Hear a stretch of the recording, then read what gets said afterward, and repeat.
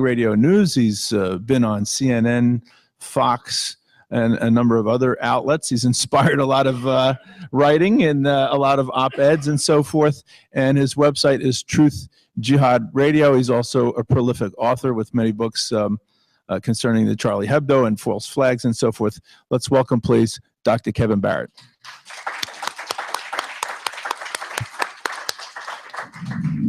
Well, thank you so much. Well, I think it's ironic that these panels have been banned from the left forum, because it seems to me that the #1 issue that should be on the agenda of everybody on the left is precisely this issue that we're talking about of synthetic terror, false flag terror. Yet for many, probably most of the left, it's largely invisible. So their #1 nemesis, their #1 problem is invisible to most of them, and I kind of wish they could all be here.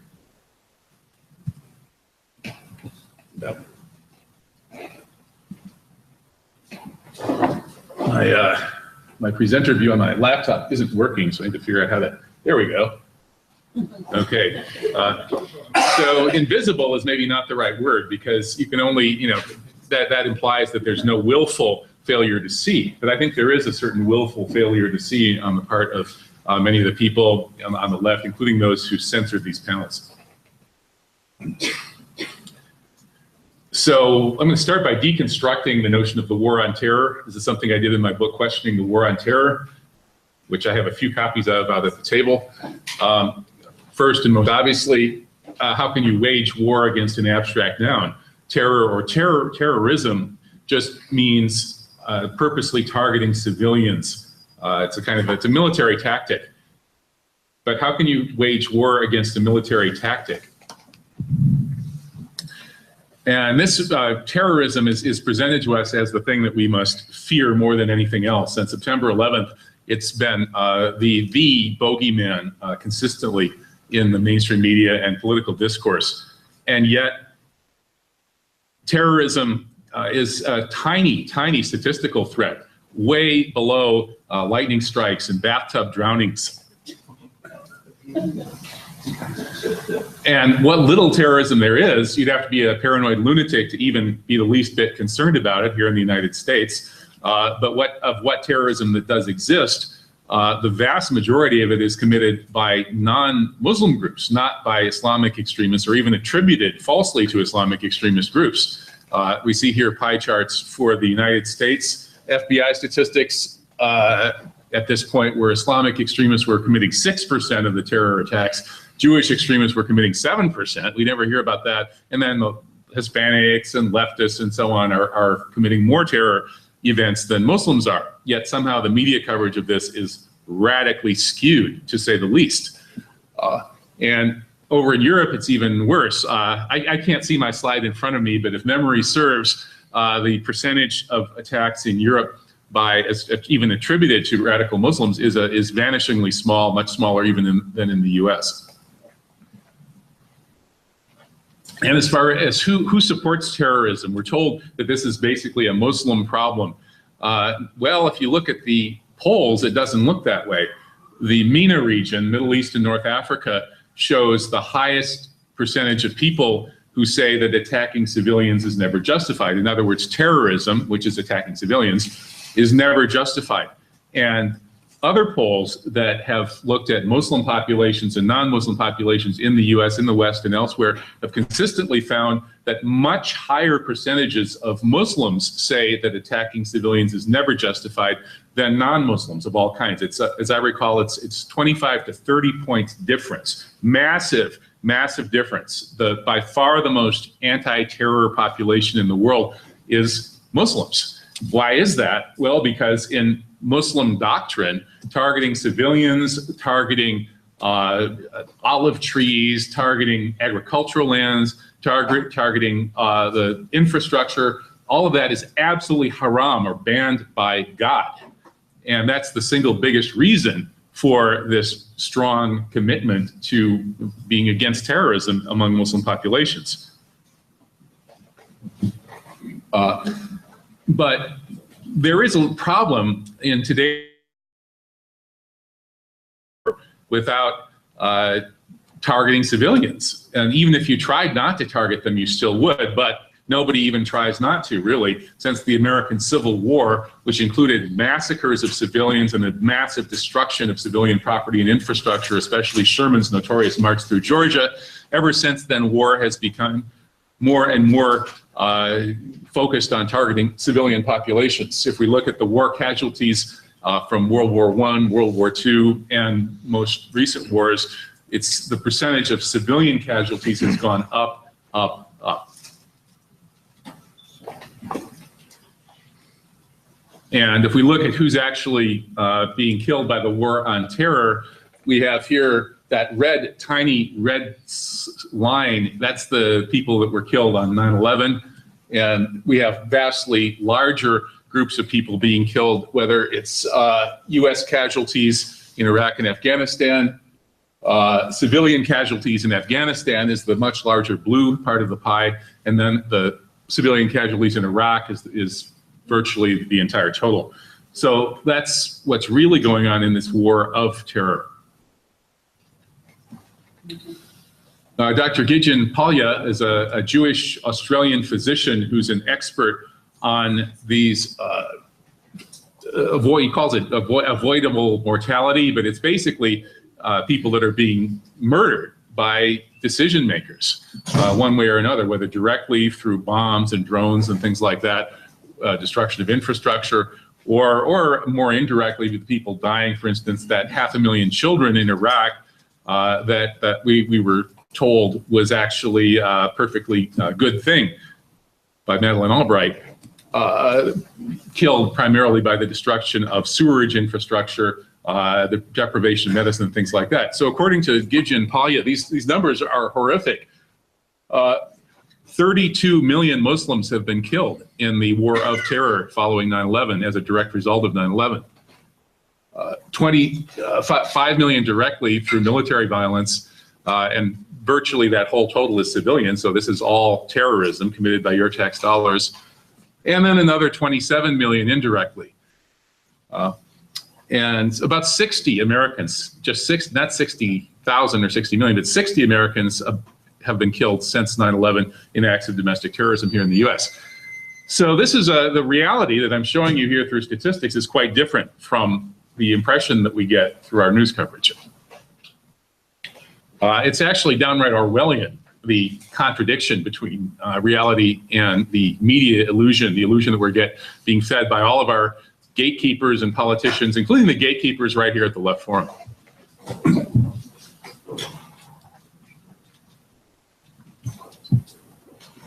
And this Voltaire quote, those who can make you believe absurdities make you commit atrocities, would certainly apply here. This Orwellian mind lock on the left, which is the most important sector of public opinion, has led to this mass murder of 32 million Muslims based on the 9/11 false flag deception. Martha Stout, in her book, The Paranoia Switch, cites research showing that about half of the American population suffered from clinical post-traumatic stress disorder based on the images they saw on television on September 11th, 2001. This has implanted this Orwellian mind lock that we're talking about. I think it's at a level deeper than consciousness. And there's various kinds of psychological research and supposedly like neurological research on these topics. There famously has been some research on the liberal or leftist brain versus the conservative brain. And you know, the liberals and leftists, the people that are supposed to be out here at the Left Forum, supposedly have sort of more openness to experience and can deal with novelty and shocking new information better. Now, actually, I think there's some truth to this. Whether, you know, I don't know, I'm not an expert or a neurosurgeon or anything like that, but it intuitively makes a certain amount of sense. Whereas the so-called right-wing brain, right, and they're the other side, they're the enemy, right, for those of us at the Left Forum. Well, those people actually, according to these claims of researchers, have more sensitivity to these kinds of shocks, to these novel, shocking events. So basically what happens is a false flag terror event like 9/11 puts the authoritarian right-wing brain on steroids. And we could see that post 9/11 with all the flag waving, with everybody's waving a flag, and the yahoos are energized. And they were really energized for a while. Naomi Klein, as we heard from Jeremy earlier, gets into this in her book, The Shock Doctrine, how this is trauma-based mind control, basically, developed by the CIA using all kinds of techniques, including electroshock, including sleep deprivation, including outright torture. All of this is designed to shock the subject free from their normal sense of self in time and space, and sort of then regress them to an infantile state, and then come at them with the voice of parental authority. This is what was done on 9/11. People, this is called coercion. There's a great book by Douglas Rushkoff, one of my favorite Jewish New Yorkers, by the way. I wish he were here, called Coercion, that goes into this process. And it's used by everybody from CIA mind control experts to used car salesmen. In any case, the idea that false flag terrorism, exemplified most obviously by 9/11, is actually aimed not just at the Muslims that have been killed in these insane numbers since 9/11, but at the left. I think that comes out if we look back at the history of these kinds of events, these deep state shock and awe events. They're targeting the left consistently. The 60s assassinations decapitated the left of its greatest leadership. The Kennedy brothers, Dr. King, Malcolm X, these were people who, had they lived, would have made a very, very different world. And by these shock and awe campaigns that then are, they impose denialism, Orwellian denialism. You can't process what you just saw. Jack Ruby walks into the basement of the Dallas Police Department through a sea of Dallas police officers with his gun drawn, walks right up, at least we're told it was Ruby, walks right up to Lee Harvey Oswald, the alleged lone assassin of President Kennedy, and blows him away on live television, watched by I forget how many tens of millions of Americans. Jack Ruby, or Rubenstein, is a top mafia hitman and the liaison between the Dallas police and the mob. He works closely with Mickey Cohen, top Jewish mafia don from Los Angeles, the guy who's the horse's head character in The Godfather was based on Mickey Cohen. That's Jack Ruby's boss. And Mickey Cohen of the Jewish mob in California was the #1 fundraiser for the state of Israel in the United States. Jack Ruby's boss. So anyway, you watch Ruby blow away Lee Harvey Oswald on live TV, and you're not allowed to draw the obvious conclusions from this, that there's something wrong here. This is an Orwellian shock and awe mind control event that's meant to shut down free and rational thought and leave the field open to the reptile brain of the yahoos. So talk about targeting the left with false flag terror. How about Operation Gladio, right? We're living through Gladio B. That's terror attributed falsely in the biggest cases to radical Muslims. Well, exactly the same thing happened in the 1960s and 1970s, except it was targeting the leftists. The Operation Gladio program was run out of NATO, that is the US military high command, the Joint Chiefs of Staff ultimately. These people were ordering acts of terrorism in Europe, and all of the biggest, most spectacular acts of supposed left-wing terrorism in Europe during the Cold War were paid for by American tax dollars and orchestrated by the United States military. We now know that the Baader-Meinhof gang in Germany, the Red Brigades in Italy, the murderers in Brabant, Belgium, these people who killed thousands and thousands of innocent civilians in acts of ostensible left-wing terrorism during the Cold War were all US military operatives. The groups were infiltrated. They killed leaders that they wanted to get rid of, like Aldo Moro in Italy. And people were convicted of this. This is all on the record. Professor Daniel Ganser in Switzerland has done extensive research on this. Even Noam Chomsky is on the record saying this is all very interesting. People should look at this. This is a quote from somebody who was convicted of perpetrating false flag terrorism ultimately for the US military, a Gladio operative, Vincenze Vinciguerra, if memory serves. And he says you have to kill the innocent civilians, the people who are far away from the political game, in order to make people run to the state to ask it for greater security. In other words, to get authoritarians in power and to get the population to support right-wing authoritarians. Once again, this kind of terrorism is the nemesis of the left. It's what stopped the left from winning. The left would have won had the leaders not been decapitated in the 60s. The left would have won in Europe if it hadn't been for Gladio. And the left would have won post 9/11 with the anti-globalization movement and other movements if it weren't for 9/11. Oh, here we had Steve Pechennik confessing about the Aldo Moro murder. Aldo Moro was the Italian prime minister who was trying to bring the communists into his government. That was a no-no. Henry Kissinger said there will be the most, what was it, nefarious, the most adverse consequences personally for you if you do this. He did it, and Kissinger basically ordered him killed by the Red Brigades, the left-wing terror group that was actually running out of the U.S. Pentagon. When we've gotten this straight from Cossiga. Cossiga, the former Italian president, has openly discussed and publicized Operation Gladio. So this is really all on the record now. He's also on the record saying that everybody in intelligence agencies in Europe and politics in Europe knows what 9/11 really was. It was organized by the Zionists to defame their Arab and Muslim enemies. And this was published in Italy's biggest newspaper. Not in the New York Times, I don't think. So who else who benefits from these things? The right-wing yahoos. George Bush, of course. And yet the left doesn't want us to talk about this in the left forum. They're crazy. Well, no, they're just brainwashed. Benefited his popularity. Look how it spiked at 9/11. Again, this kind of terrorism is designed to propel right-wing authoritarians into power and to stampede the sheeple in that direction. It killed 9/11 killed anti-globalization. Remember Seattle? Remember another world was possible? Well, on September 10th, 2001, another world was still possible, but it isn't anymore.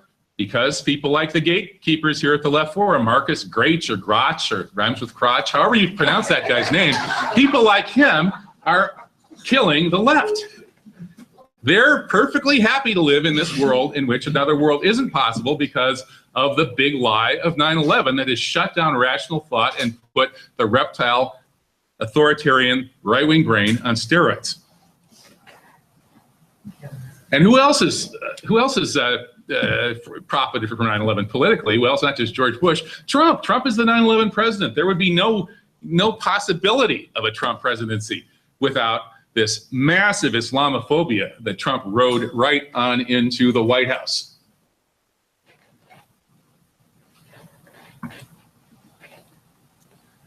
And now in Europe, we're seeing the same thing. Mélenchon in France, he was set to be president of France.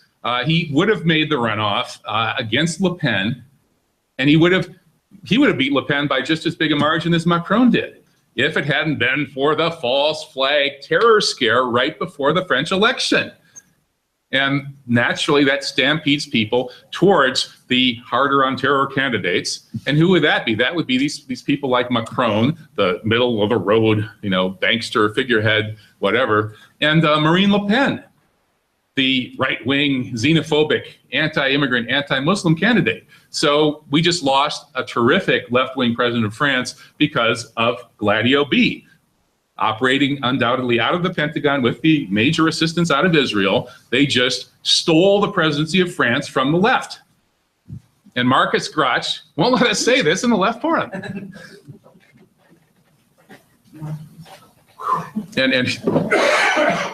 So yeah, here's the big terror event that was used to steal the French election for the right. And now the same thing is happening in the UK. We had Manchester just, 10 days or something ago, quite recently. What's that going to do? Well, we got Theresa May, who's right-wing authoritarian, basically, posing as a moderate. And we've got Jeremy Corbyn, a great left candidate. And he was surging before this terror wave. He was set to win. There was a big scandal about dementia tax or something. Theresa May was getting killed on this scandal, and then suddenly, boom, terror breaks out in Manchester, and Jeremy Corbyn's surge is slowed, if not stopped, in its tracks. Theresa May is likely to be the next prime minister. And now they just did another one last night on the London Bridge, a car ramming people, stabbings, and so on. Once again, this is juicing up the right-wing authoritarian brain to make sure that Theresa May rides back into the prime ministership. And Jeremy Corbyn, who happens to be a 9/11 truth supporter, a close friend of the likely murdered Michael Meacher, former environment minister in the UK, a great leftist and a great honest truther who was about to create an independent investigation into 9/11 in the UK, going after the people who killed the victims' families from the UK, and suddenly he dropped dead. These are the people that they're trying to keep out of power with these false flag events. So we're down, the left is down and out in Paris and London, thanks to false flag terrorism. Now, Chomsky, I deconstructed Chomsky and his discourse on 9/11 last year here at the Left Forum, and that's still available on YouTube. You can probably find that if you try to dig it up. But let's give Chomsky some credit. Now he's warning us about a big false flag attack designed to juice up the right-wing reptile brain, put it on steroids in favor of who else? Our wonderful, great leader, President Trump. So Chomsky is now on the record warning us about a big false flag coming here in the US. And I thank you, Noam Chomsky, for that. Maybe he's making progress. Maybe he's watching False Flag Weekly News. Maybe he watched my presentation from last year. And so it's good to see some progress there. Maybe the left isn't as hopeless as it often looks. All right, that's my presentation. These are my books. This is my False Flag trilogy, which takes apart the most recent string of false flags, both in Europe and the US. And there are still some copies left out there. And we'll be able to discuss them if I can shut up. And I think it's about time to. So thank you very much. Donate a little bit. There's a box over there, and there's 2 more panels yet to come today. Right? Yes. So, 10-minute break. we're going to take a 10-minute break, and we'll be back. Okay. So let me thank you all for coming. Thank you very much. 10 minutes before the